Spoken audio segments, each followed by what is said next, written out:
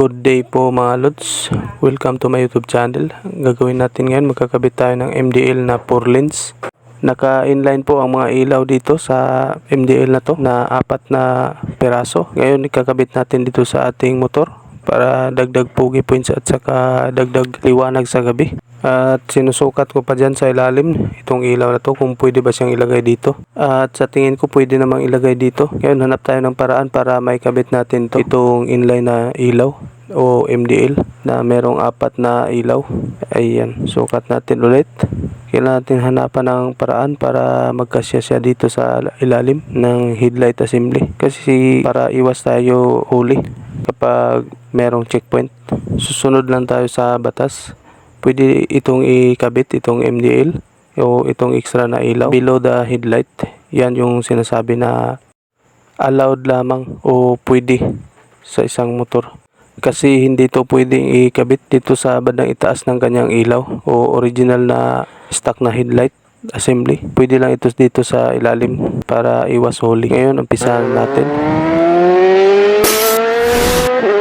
Ngayon, ang gagawin natin dito, tatanggalin natin itong kanyang headlight lens at saka itong electrical tape na nakabalot dito sa bandang gilid. Nilagyan ko ito ng electrical tape para hindi siya mapasukan ng tubig at para hindi mabasa yung ilaw natin, yung kanyang bulb, para tumagal pa siya at hindi masira kaagad.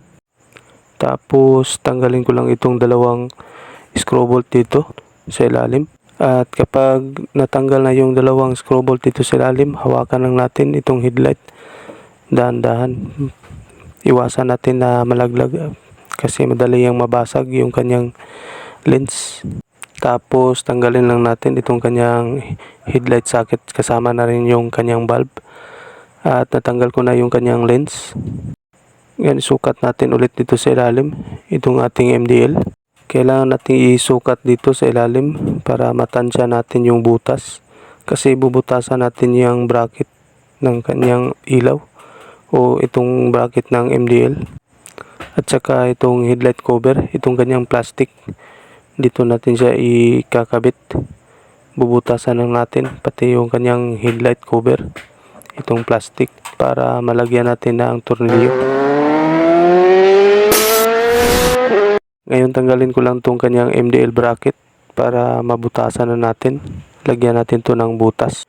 Kasi kailangan natin itong butasan para maipasok natin yung dalawang tornilyo o screw bolt para meron tayong holder ng ating MDL. Lalagyan natin to ng dalawang tornilyo para magiging matibay siya at hindi siya malaglag o mahulog itong ating MDL, itong ilaw mismo, para tumagal pa siya. Ngayon tanggalin ko lang tong maliit na screw bolt dito para sa kanyang bracket, para matanggalan natin itong bracket para hindi tayo mahirapan sa paglagay ng butas. Ngayon gagawin natin dito ay tatansyahin natin yung butas na gagawin natin. Bubutasan natin to. Ayan, ito na yung bracket. Sinukat ko na. Kailangan nating maasinta yung butas dito kasi meron na itong dalawang butas, itong plastic na to. At ang gagawin natin, magdadagdag lang tayo ng isang butas dito sa bandang gitna para mas matibay yung kapit ng ating bracket. Unahin lang natin dito sa bandang dulo. Ito po yung standard na tornilyo. Ito po yung dating butas niya. At ang gagawin natin dito ay palalakihin lang natin yung butas para pumasok itong ating tornilyo dito sa ating bracket. Ngayon palalakihin natin itong butas para pumasok yung tornilyo gamit itong ating 14 stone. Meron naman itong mga hiwa pero hindi papasok yung ating tornilyo, kaya kailangan nating palakihin yung butas gamit itong ating 14 stone. At ngayon sukat natin. Ayan, okay na, kasya na yung tornilyo natin. Ito po yung standard na o stock na tornilyo para dito sa ating headlight. At dahil nagkasya na yung tornilyo natin, ngayon temporary muna natin ikabit o pansamantala lang muna nating ilagay itong bracket dito.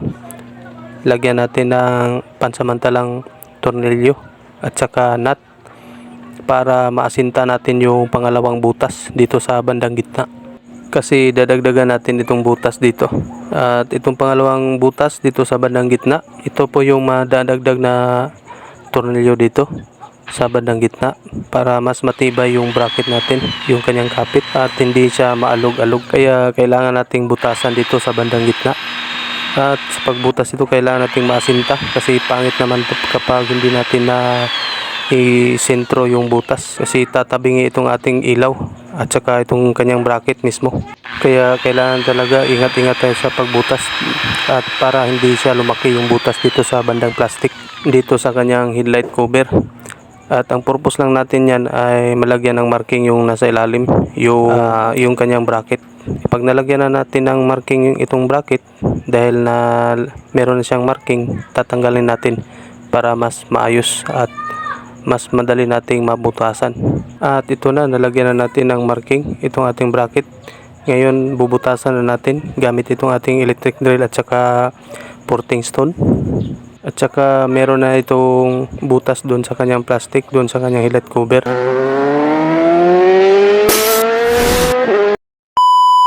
At ito na, tapos natin nabutasan itong ating bracket ng ating MDL. Ang sukat po ng butas nito ay 5mm kasi 5mm yung gagamitin natin na tornilyo dito. Ganon din dito sa standard, 5mm pa rin yung screw bolt. Pero dito bolted yung gagamitin natin dito sa gitna. Lagyan natin ng washer. At ito na yung bolted na 5mm na tornilyo. Yan, suot lang natin dito sa butas, dito sa bandang gitna. Tapos ikabit lang natin dito sa kanyang headlight cover, dito sa kanyang plastic. At nalagyan na rin natin to ng butas. At saka nailagay na rin natin yung nut. Ngayon tanggalin natin ulit ito kasi puputulan natin yung tornilyo kasi masyadong mahaba. Putulin lang natin hanggang dito sa gitna itong tornilyo para hindi sagabal sa mga wire. Ito na, tapos na natin naputulan itong tornilyo dito. Yan, hindi na siya mahaba. Hindi na sagabal dito sa mga wire kapag kinabit natin. Ngayon lagyan lang natin ng nut kasi ito yung inuuna natin kapag nagkakabit tayo ng ilaw o MDL. Kailangan natin ikabit muna yung kanyang bracket. At saka yung pinakaiwasan natin dyan, yung kanyang stock na busina o horn. Yan yung tinitingnan ko dyan sa bandang likuran. At ngayon higpitan ko lang tong nut sa kanyang tornilyo gamit ang 8mm na combination wrench. At dahil tapos na natin na ikabit yung bracket, ngayon ikakabit na natin yung kanyang ilaw o itong kanyang MDL mismo. Meron po itong dalawang maliliit na screw bolt dito sa magkabilaan, dito sa bandang dulo. At isuot lang natin itong wire dito sa butas na ginawa ko dito sa bandang ilalim, dito sa kanyang plastic cover. Sinadya kong butasan dito sa bandang ilalim para malinis siyang tingnan. Walang mga nakatiwangwang na wire o excess wire dito sa labas. At pansamantala kong lagyan ng screw bolt itong dito sa bandang dulo, itong ating ilaw, itong MDL, para hindi siya malaglag. Kasi magwa-wiring pa tayo dito sa bandang itaas. Maglalagay pa tayo ng relay at saka domino switch o 3-way switch. Ito na yung 3-way switch o domino switch at saka ito na yung relay. Kasama na rin yung kanyang socket.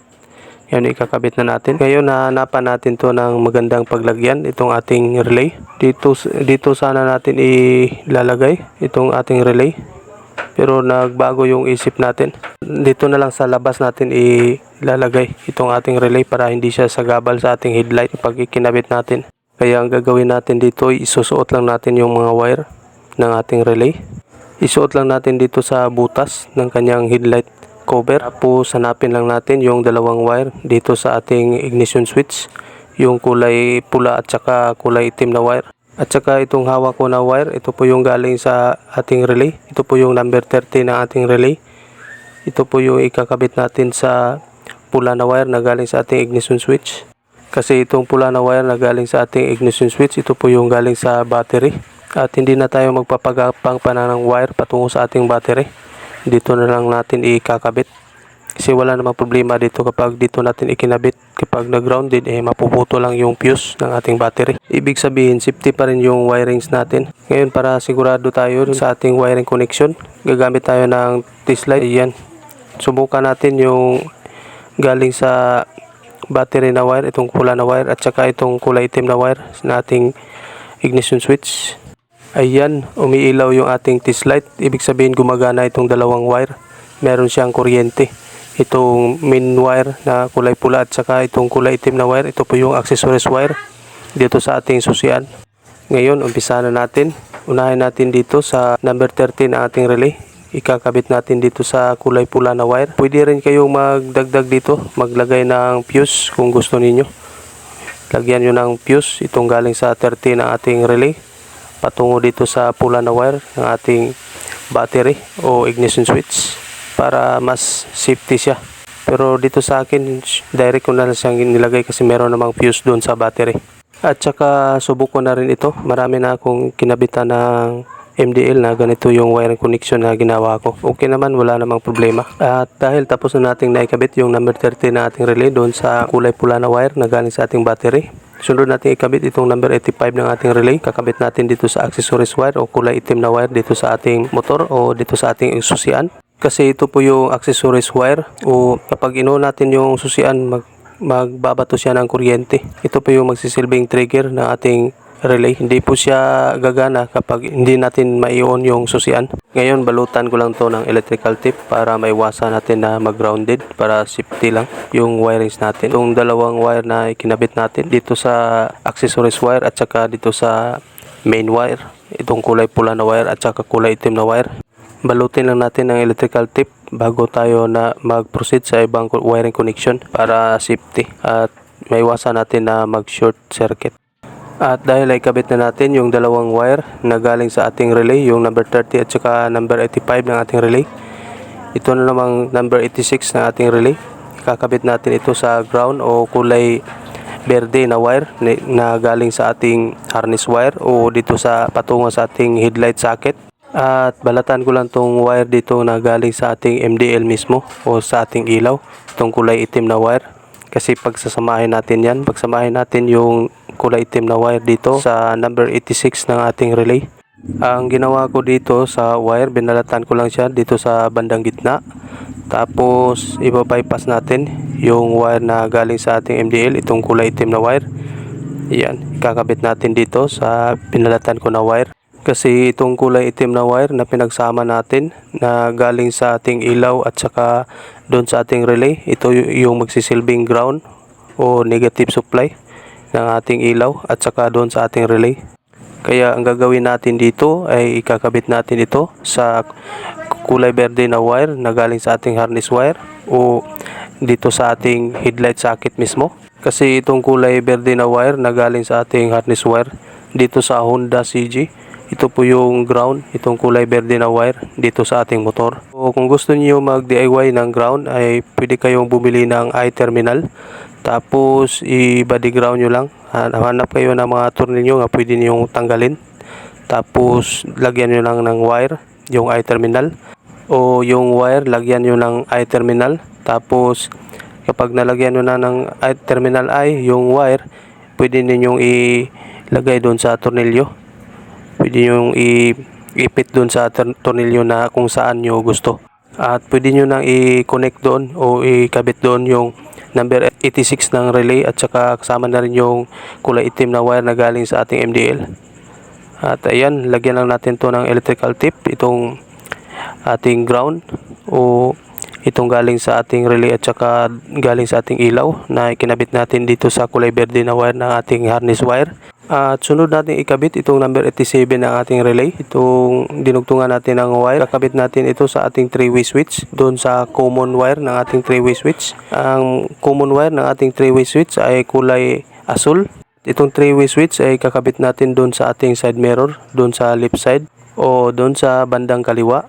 Ngayon ikakabit ko na itong domino switch o 3-way switch dito sa ating side mirror dito sa bandang kaliwa. Tatanggalin lang natin itong kanyang side mirror ng ating motor. At ayan, natanggal na. Tapos pag natanggal na, isuot lang natin itong side mirror dito sa butas ng ating 3-way switch o domino switch dito sa kanyang bracket o mirror holder. Tapos higpitan ko lang to, itong kanyang nut ng ating side mirror para maipit natin yung ating domino switch o 3-way switch. Tapos suot lang natin itong wire dito sa butas ng ating headlight assembly o headlight cover.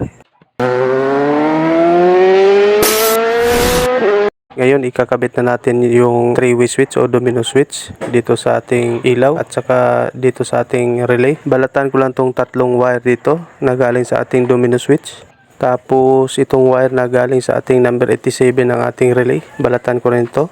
Tapos itong number 87 ng ating relay, ikakabit natin ito sa common wire ng ating domino switch dito sa kulay asul na wire, kasi ito yung common wire ng ating domino switch o 3-way switch, itong kulay asul na wire. Napaka-importante na alam natin yung common wire ng ating domino switch kasi hindi gagana yung high and low beam kapag hindi natin naikabit yung 87 ng ating relay dito sa common wire ng ating 3-way switch o domino switch.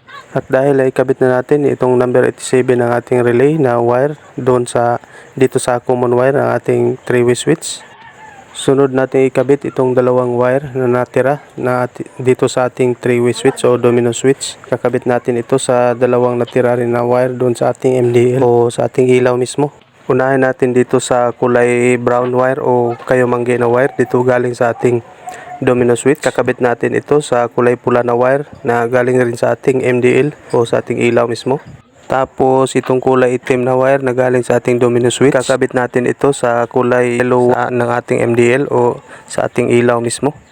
Itong kulay itim na wire na galing sa ating domino switch, kakabit natin dito sa yellow wire na ating ilaw o sa ating MDL. Tapos lagyan ko lang to ng electrical tape, balutin ko lang to ng mabuti para maiwasan natin na mag short circuit, masunog itong mga wire. At dahil naikabit na natin lahat yung mga wiring connection dito, ay i-organize na natin yung ating relay at saka yung mga wires. Balutin ko lang to ng mabuti at pagkatapos ay ikabit natin lahat. Balik natin yung kanyang headlight, tapos lagyan natin ng tornilyo itong ating MDL.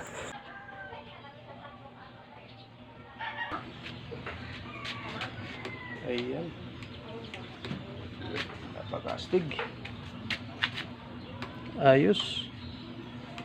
Ayan o, napakaganda. Meron na tayong pang bypass saka auxiliary light o MDL. Ayan.